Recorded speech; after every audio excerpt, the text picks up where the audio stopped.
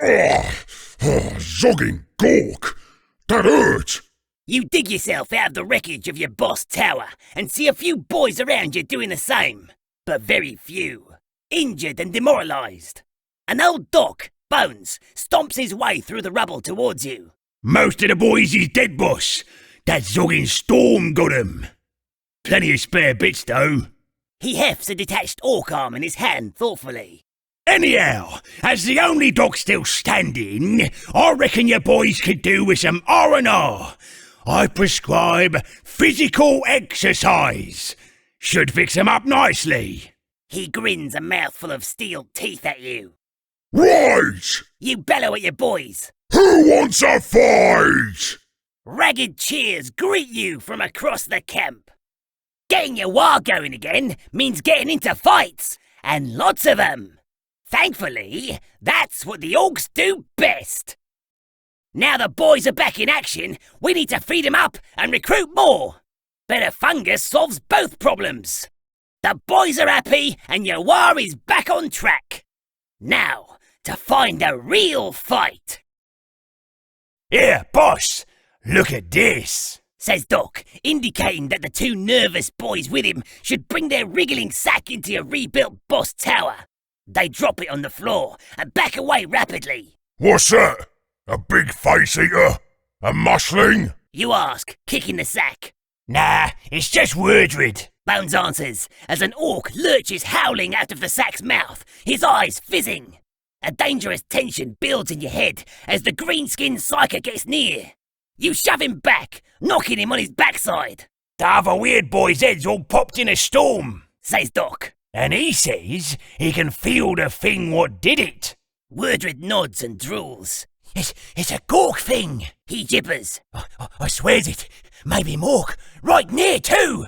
You scowl at the cowering orc psyker. Mork my arse! Grab some boys and go look at what it really is. Your boot helps him out of the door. Wordred isn't quite sure where the thing is, but if he wanders about a bit and your boys can clear out any nearby psychic pollution, he's sure he can track it down. Nearby can be heard the sounds of orc celebration, cheering, gunfire, and the occasional scream of a grot. Wordred, however, is wandering, his warp-addled mind restless amidst the imperial ruins. He squats down by a seemingly inconsequential rock, sniffs at it, then presses his hand into a crack. A great chasm opens up before him, plunging into the depths of the planet. I found something, he mumbles to himself, dropping pebbles into it. What is this thing? You're standing on a hilltop, watching a mech kicking an engine the size of a hive block. The eons-old space hulk that brought you to this planet was grounded by the warp storm and terribly damaged. Your few remaining mechs are putting their heads together to fix it, hoping that you can get off planet and continue your war away from this murderous storm. Because, as Bones said, even orcs can't fight the sky. As you watch, the mech's banging triggers something it shouldn't. The giant engine suddenly hiccups, flash frying him and a nearby herd of squigs. You're gnawing on your fourth flambéed squig when Wordred and his entourage bring the good news. They found the Gorkan malt gubbins. Well, sort of. Wordred has in fact found the entrance to an underground labyrinth, which must riddle the entire world. You'll need a base much closer in order to both explore and defend it. What the zog? You've barely built your brand new fort when a bunch of Yumis arrive. They don't seem happy, but you're not sure why. Never mind, fighting them will keep the boys busy while the grots and mechs explore the tunnels. When the Yumi assault ends, you turn your attention to the labyrinth again, where a few survivors are trickling out. The snots and grots that went underground with the mechs are mostly gone, burned or torn apart by robot horrors and traps. But the mechs themselves have survived and emerged with ancient technology galore. Odgub, the most unhinged of your mechs, is bouncing with glee. It's something gawky or mawky, it really is! You glare at his burnt hair squigs and the gouges torn into his armour by the tinheads in the depths, and give him a good whack to calm him down. Later, when he comes round, he explains, Dunno what half of this gubbins is, but some bits will make the Hulk go faster than any engine I can make. Get us off this rock for sure. Just... He trails off, looking nervously at your power claw, and backs off. We ain't got no keys. He's already running when you start shouting. Your patience isn't infinite. Just gather as much ancient junk as you can, then see if the keys are in there somewhere.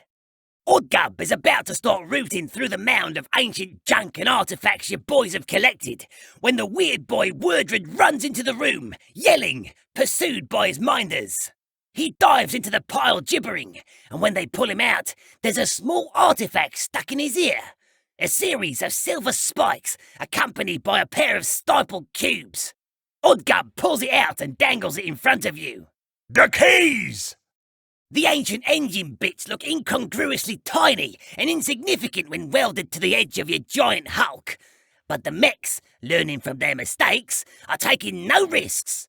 A lone grot is dispatched to hammer on the engines in the hope of triggering them. As he strikes his first blow, the ancient devices tremble and inch the hulk clear of the ground. The grot's cheers are curtailed, however, by the hulk slamming back down, atomizing him in the blast wave. Standing on a distant hilltop, you get back on your feet with a big grin on your face. Your war isn't gonna end on this mudball.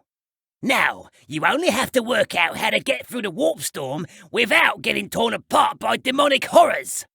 Oddgub has a cunning plan, though. All the Hulk needs is to be a bit faster. And what goes fastest? Red ones! You don't have enough red paint by far, and most of the paint squeaks died in the warp storm, so it'll be months before there are more. But the Yumis have probably got tons of it in their city. Failing all else, they ooze red when you hit 'em. Why not, ask 'em nicely for some? As you sit on the wreckage of an armoured vehicle, the Yumi city burns in the distance. One of Bones' grot orderlies is stitching your ear back on, with understandable caution. Bones and Oddgub are managing the collection of the red stuff from the Yumis. Even with a missing ear, it's pretty noisy.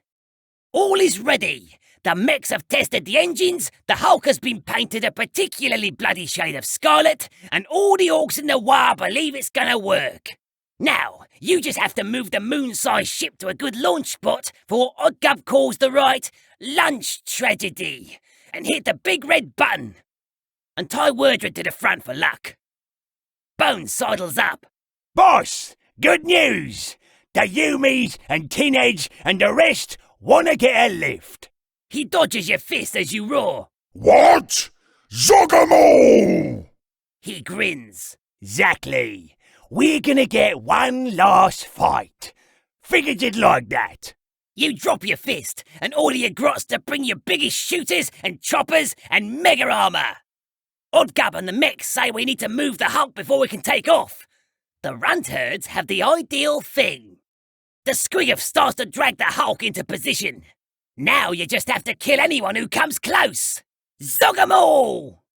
Tied to the tip of the Hulk, Wordred is practically glowing with accumulated war energy from the ongoing battle below.